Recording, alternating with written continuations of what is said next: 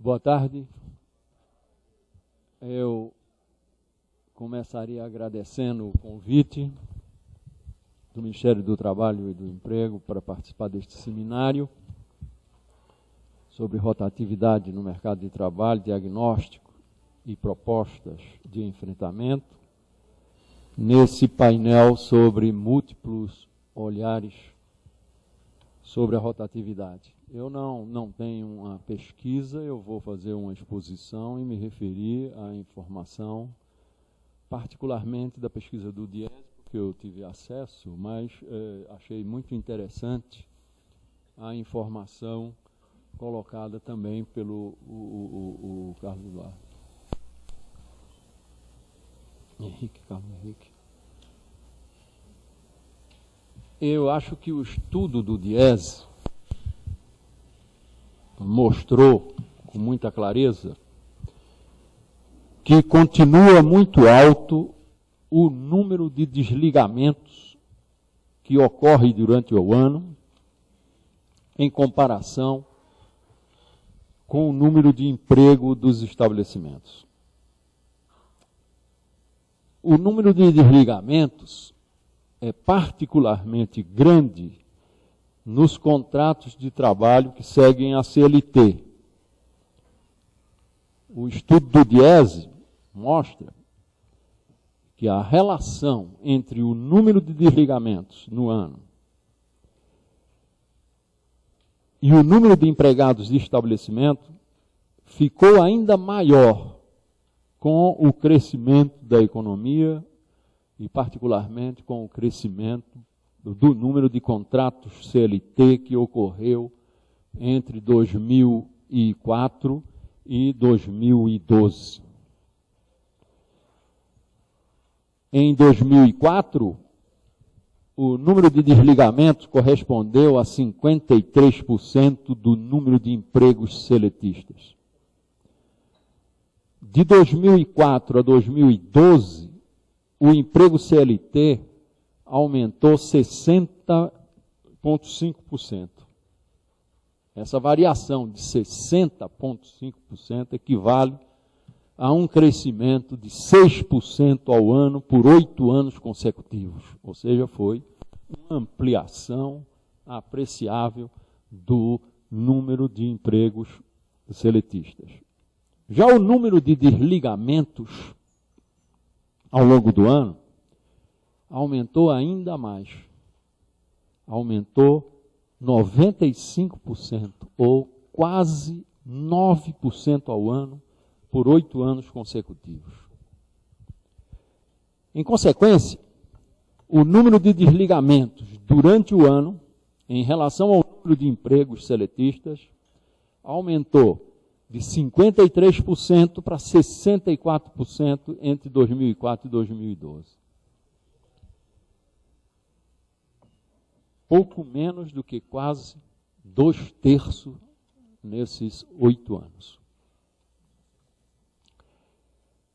Não, obrigado. Esses números indicam que atualmente são desligados o equivalente a 4,2% dos empregados de estabelecimento a cada mês. 4,2% a cada mês. E em 2004, eram desligados a cada mês o equivalente a 3,6% dos empregados. É uma movimentação de pessoal muito grande, muito maior do que a necessária para esse aumento de emprego seletista da ordem de 6% ao ano. Porque para crescer 6% ao ano, é preciso contratar mais por mês 0,5%.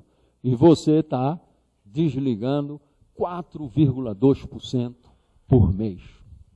E desligava 3,6%. O propósito desse seminário é contribuir para tentar entender esse fenômeno, as suas causas, os seus impactos, e saber exatamente qual é o problema e pensar nos instrumentos mais adequados para enfrentar o problema. E eu acho que seria conveniente levar em conta um ponto que a exposição do colega que me precedeu destaca nessa direção. Eu acho que seria conveniente tentar distinguir, para avançar o entendimento da questão, os movimentos de trabalhadores que estão associados a movimentos de postos de trabalho, de movimentos de trabalhadores que ocorrem sem movimentação dos postos de trabalho. A ideia de rotatividade, como foi colocada, aponta para a substituição de trabalhadores em postos de trabalho que continuam existindo e passam a ser ocupados por outros trabalhadores. É um fenômeno diferente uma movimentação de trabalhadores quando também ocorre um movimento dos postos de trabalho. O trabalhador é desligado porque o posto desapareceu e o trabalhador contratado ocupa outro posto que apareceu. As razões do desaparecimento do posto de trabalho podem ser muito diferentes. Pode ser uma razão sazonal, pode ser uma razão cíclica, pode ser uma razão estrutural, uma razão mais definitiva. O desaparecimento definitivo do posto de trabalho ocorre quando uma mudança na estruturação da economia faz desaparecer o posto de trabalho. Não é por conta da natureza sazonal ou cíclica da atividade da economia que gerou aquele posto de trabalho. Não é fácil distinguir, principalmente em estudos estatísticos mais amplos, esses dois tipos de movimentação de trabalhadores. Podem ter causas diferentes, impactos diferentes, e são problemas que precisam de instrumentos diferentes para serem adequadamente enfrentados. No final do mês, um estabelecimento pode ter mais empregados que no início do mês. Neste caso, aumentou o número de postos de trabalho ocupados no estabelecimento. Durante o mês, pode ocorrer mais contratações do que o necessário para ampliar o número de postos de trabalho, ocorrendo também desligamentos. No mês, o estabelecimento ampliou os postos de trabalho ocupados e substituiu trabalhadores. E também pode ter sido substituído postos de trabalho que foram eliminados e criados. Talvez somente estudos de caso permitam identificar essa diversidade de movimentos. Em todo caso, nos estudos estatísticos mais amplos, é conveniente tentar, em agrupamentos relevantes de estabelecimento, separar os que, num curto intervalo de tempo, e nesse caso o mês é melhor do que o ano, aumentaram os postos ocupados, e os que diminuíram os postos ocupados. Além disso, é importante verificar o impacto nos desligamentos e nas contratações daquele grupo de estabelecimento, o impacto do aparecimento e do desaparecimento de estabelecimentos. Com as informações sobre admissão e desligamento nos subgrupos que ampliaram e diminuíram os postos ocupados, é também possível verificar a importância relativa da substituição de trabalhadores e ou a substituição de postos de trabalho. E é preciso combinar o estudo desses dois tipos de movimentos para ter uma ideia mais clara e configurar melhor o problema que está por trás desses enormes desligamentos. Os estabelecimentos podem ser agrupados por setor de atividade e dentro do setor por classe de tamanho, medindo o tamanho pelo emprego.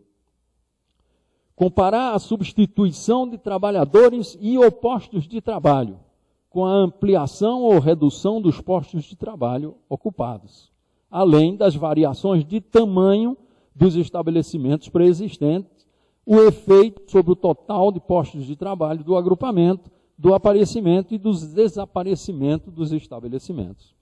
A análise dessas diferentes movimentações de trabalhadores ajudaria a entender o que provoca o grande número de desligamentos na agrupação de estabelecimentos, seu impacto e o problema que representa, ajudando a pensar o que é possível fazer para enfrentar o problema.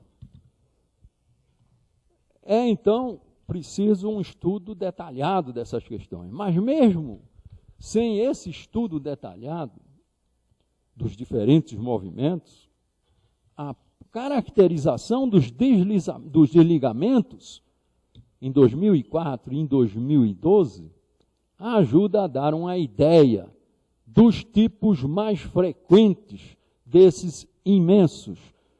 imensa movimentação de pessoal que prevalece no país. E o estudo do DIEESE dá diversas informações que ajudam nessa comparação. Por exemplo, o estudo do DIEESE mostra a distribuição dos desligamentos por tipo de desligamento, em 2004 e em 2012. Os tipos de desligamento chamados a atenção são a demissão sem justa causa, o término de contrato, o desligamento a pedido do empregado, as transferências, falecimento, aposentadoria e outros tipos, inclusive a demissão por justa causa, que é uma fração muito pequena do total dos desligamentos. E o estudo aponta que realmente os tipos de desligamento predominantes é a demissão sem justa causa e o término de contrato, a maioria dos quais contratos de experiência de menos de 3 meses de duração. Entretanto, entre 2004 e 2012, a frequência desse tipo de desligamento diminuiu. Os dois juntos eram com 75% dos desligamentos e passa a ser 66%, ou seja, cai de 3/4 para 2/3. E aumenta simetricamente a importância relativa dos desligamentos a pedido de 17% para 25%, 8 pontos percentuais entre 2004 e 2012. Então, a maioria dos desligamentos é por iniciativa do empregador, mas houve um forte aumento, com o aumento do emprego formal que houve nesse período, aumentou a participação dos desligamentos a pedido do empregado. E em 2012, os desligamentos a pedido de empregado, inclusive, tornaram-se mais frequentes que o desligamento por término de contrato, coisa que não se observava em 2004. O estudo do DIEESE também mostra a distribuição dos desligamentos por tempo de serviço do empregado, mostrando que a maioria dos desligamentos é com menos de 1 ano de serviço. Em 2012, 66%, ou seja, 2/3 dos desligamentos, o empregado não tinha 1 ano de serviço. E se considera 2 anos de serviço, a proporção vai de 66% para 81%, ou seja, somente 20% dos desligamentos é de trabalhador que tem 2 ou mais anos de serviço. Entretanto, 18,3% dos desligamentos, dos empregados com 2 anos ou mais de serviço, não é desprezível.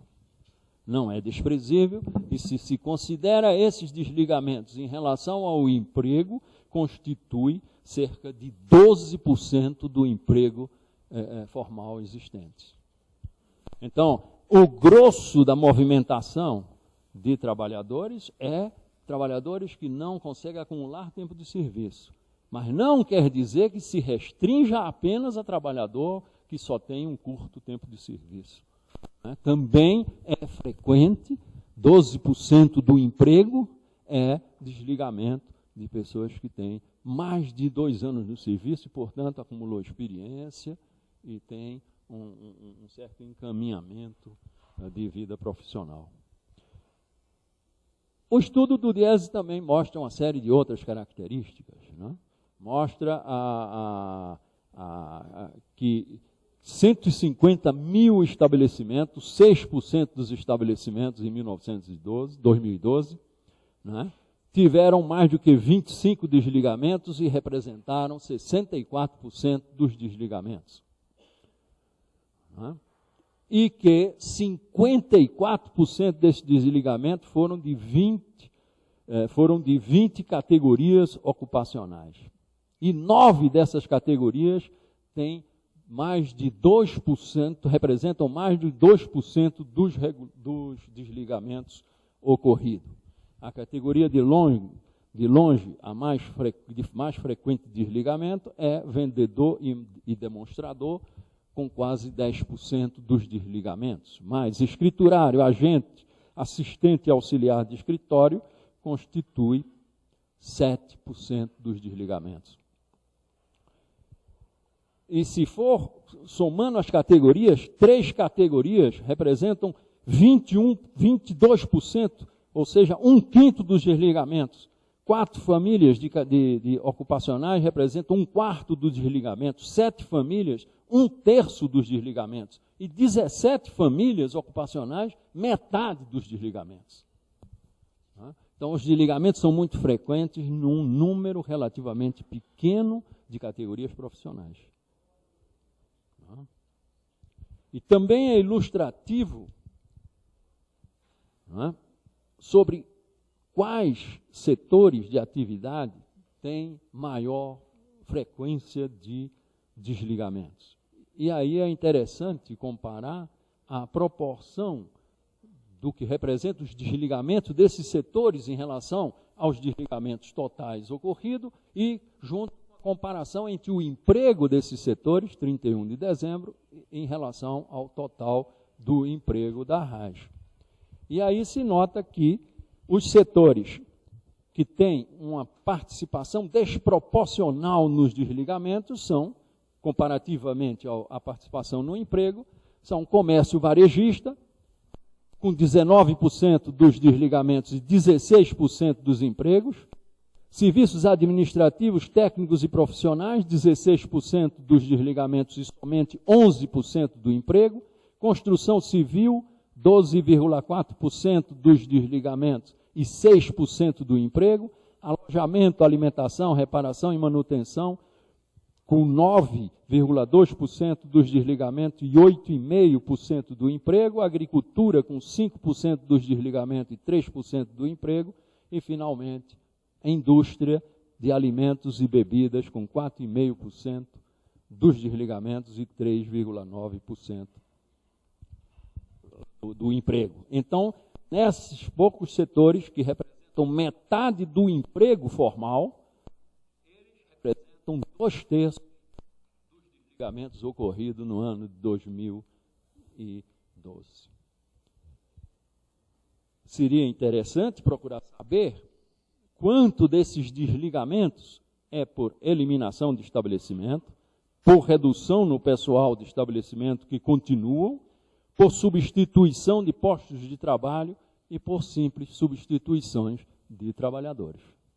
Não é uma pesquisa específica sobre esses setores de atividade que seja capaz de dar informação acerca dessas diferentes possibilidades do que ocorra, porque elas vão ajudar a caracterizar qual é o problema associado a essa alta frequência. Em consequência, tanto do forte crescimento do emprego formal, que aconteceu no período, quanto do volume de desligamentos de empregados com pouco tempo em algumas famílias ocupacionais e, particularmente, em determinados setores, se tem uma distribuição dos empregados por tempo de serviço em que se nota que os empregados,